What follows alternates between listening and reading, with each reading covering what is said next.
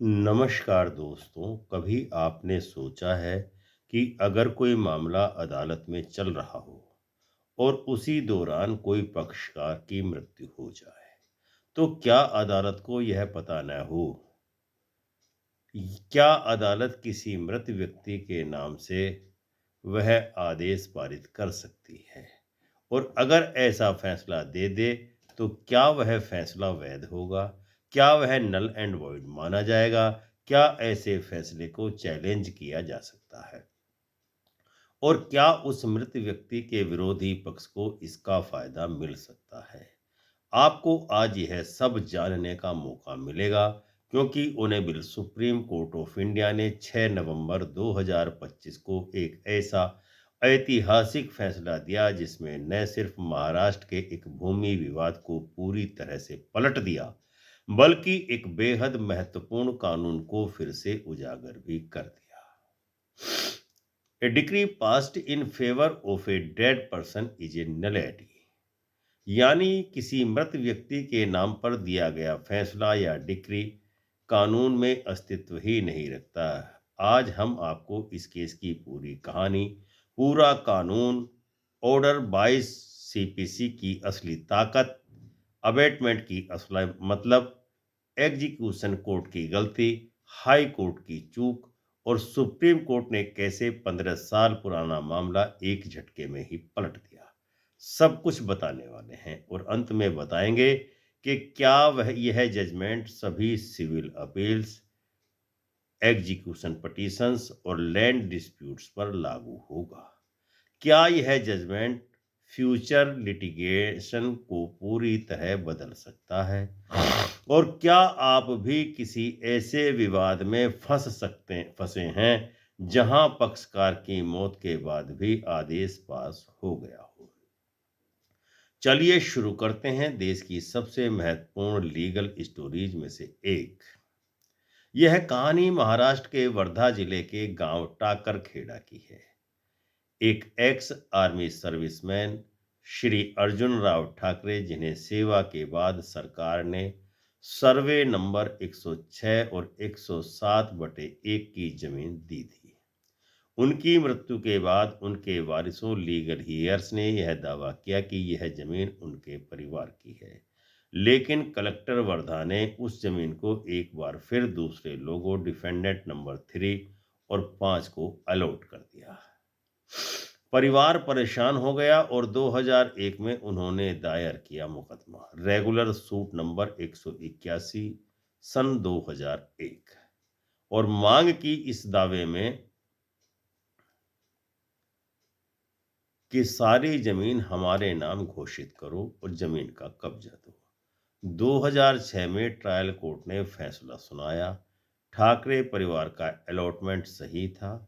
Defendant number 3, 4, 5 का allotment अवैध है। प्लेंटिफ को पूरी जमीन और कब्जा देने का आदेश निचली अदालत ने दिया। यह परिवार के लिए एक बहुत बड़ी जीत थी, लेकिन कहानी यहीं खत्म नहीं हुई। मृत्यु ने विवाद की दिशा ही बदल दी। ऑर्डर 22 सीपीसी का असली बम तब फूटा। डिफेंडेंट नंबर 4 और 5, जिन्होंने हार झेली थी, उन्होंने ट्रायल कोर्ट के खिलाफ धारा 96 सीपीसी के अंतर्गत अपील दाखिल की। अब वह बेहद महत्वपूर्ण घटनाक्रम देखिए। डिफेंडेंट नंबर 4 की मृत्यु 27/10/2006 को हो गई। डिफेंडेंट नंबर 5 की मृत्यु 20/9/2010 को हो गई। लेकिन इन दोनों की मृत्यु की जानकारी फर्स्ट अपीलेट कोर्ट को नहीं दी गई। उनके लीगल हेयर्स, कानूनी वारिस को भी रिकॉर्ड पर कभी नहीं जोड़ा गया। फिर भी फर्स्ट अपीलेट कोर्ट ने 28 सितंबर 2010 को आर्गुमेंट सुने और 20 अक्टूबर 2010 को फैसला दे दिया। अब बड़ा सवाल यह है कि क्या अदालत मरे हुए व्यक्तियों की अपील पर फैसला दे सकती है? क्या मृत पक्षकार की गैर मौजूदगी में किया गया निर्णय वैध माना जाएगा? उत्तर है नहीं। ऐसा निर्णय एक नलिटी होता है। यानी कानून में ऐसा कोई निर्णय हुआ ही नहीं। फर्स्ट अपीलेट कोर्ट की गलती जजमेंट मरे हुए व्यक्तियों के नाम आदेश पारित करना। मृत व्यक्तियों की अपील पर अदालत ने फैसला दिया, प्लेंटिफ को पूरी जमीन नहीं मिली, सिर्फ थोड़ा सा हिस्सा मिलेगा। यानी ट्रायल कोर्ट का सुंदर फैसला आंशिक रूप से पलट दिया गया। लेकिन अब आप ध्यान रखें, दोनों अपीलकर्ता अपील के निर्णय के समय मर चुके थे। कोई लीगल रिप्रेजेंटेटिव सब्स्टिट्यूट नहीं हुआ। ऑर्डर 22 रूल 3 और 4 सीपीसी का पालन नहीं किया गया। अपील टेक्निकली अबेट हो चुकी थी। हियरिंग भी गलत हुई, जजमेंट भी गलत तरीके से पारित हुआ। फिर भी हाई कोर्ट और एग्जीक्यूशन कोर्ट दोनों ने इस गलती को नजरअंदाज कर दिया। हाई कोर्ट ने भी गलत रीजनिंग दे करके, गलत इंटरप्रिटेशन कर करके 2024 में रिट पिटीशन जब उनके समक्ष आई तो हाई कोर्ट ने कहा अपील अबेट नहीं हुई थी क्योंकि 90 दिन की लिमिटेशन अभी पूरी नहीं हुई थी। मतलब डिफेंडेंट नंबर 5 की डेथ 20 सितंबर 2010, यानी कि 90 दिन पूरे होते हैं 19 दिसंबर 2010 को। फैसला सुनाया गया 20 अक्टूबर 2010 को, 90 दिन से पहले ही। इसलिए हाई कोर्ट ने कहा अपील अवेट नहीं हुई। फर्स्ट अपीलेट कोर्ट का जजमेंट वैलिड है। ट्रायल कोर्ट की डिक्री मर्ज हो गई। एग्जीक्यूशन पिटीशन खारिज हो गया। लेकिन मामला आया सुप्रीम कोर्ट, हाई कोर्ट के आदेश के विरुद्ध। सुप्रीम कोर्ट ने कहा कि यह लॉजिक गलत है। कोर्ट ने स्पष्ट कहा कि अगर पक्षकार सुनवाई से पहले ही मर चुका है तो सुनवाई इन इटसेल्फ गैर कानूनी है। ऐसा जजमेंट मृत व्यक्ति के नाम पर है और यह नल एंड वॉइड है। ऑर्डर 22 रूल 6 केवल हियरिंग के बाद मृत्यु को कवर करता है, पहले नहीं। मतलब हियरिंग 28 सितंबर 2010 को हुई।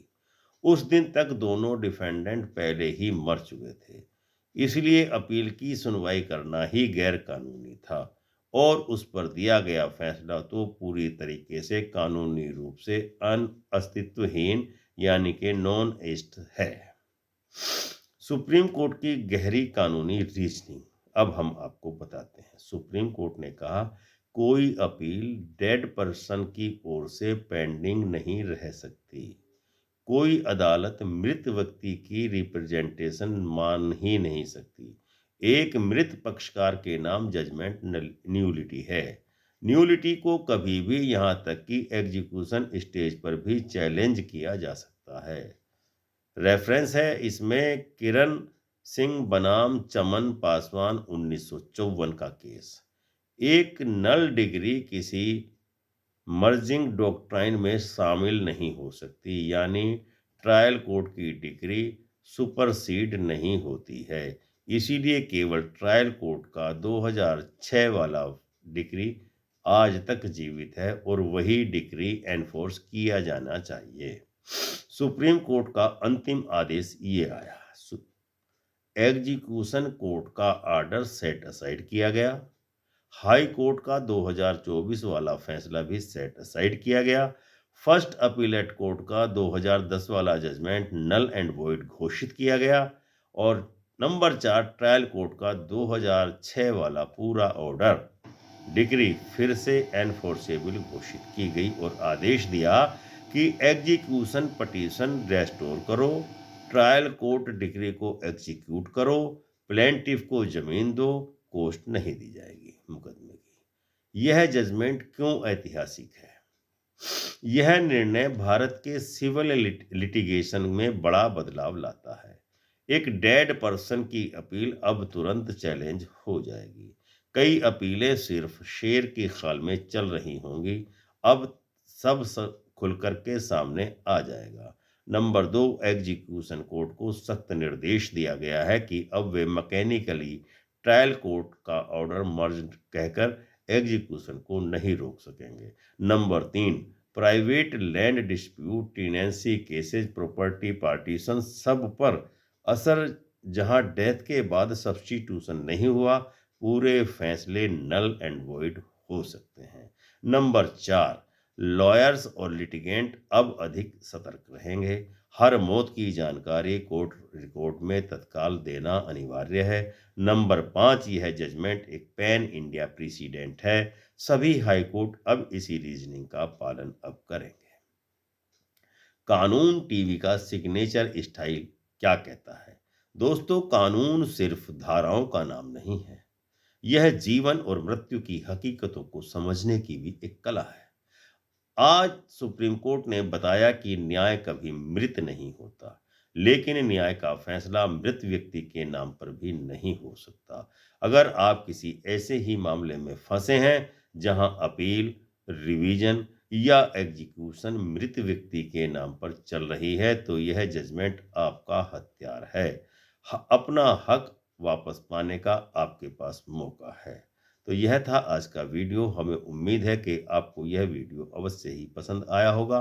वीडियो में दी गई जानकारी भी आपको पसंद आई होगी, इसलिए आप वीडियो को लाइक एवं शेयर अवश्य करें और हमारे चैनल कानून टीवी को सब्सक्राइब जरूर करें।